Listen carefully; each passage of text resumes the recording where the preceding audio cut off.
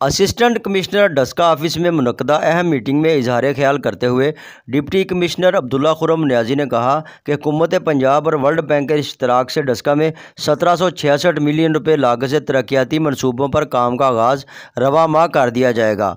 Project के तहत शहर से बारिश के पानी के निकास, अहम शाहराहों की तमीर, स्ट्रीट लाइट्स की तनसीब और सॉल्ट वेस्ट मैनेजमेंट के लिए मशीनरी फराहम की जाएगी। इन ख्यालात का इजहार उन्होंने MPA बाऊ रिजवान के हमरा इजलास से खिताब करते हुए किया। इस मौका पर AC Daska Iqbal Sanghera, chief officer municipal committee Abdul Hai, XEN public health Ibrar Ahmed भी मौजूद थे।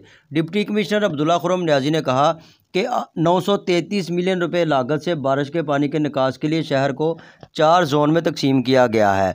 मनसूबा के तहत नई ड्रेन्स की तमीर, पुरानी ड्रेन्स की बहाली की जाएगी और हस्बे ज़रूरत आरजी व मुस्तकिल पंपिंग स्टेशन भी बनाए जाएंगे।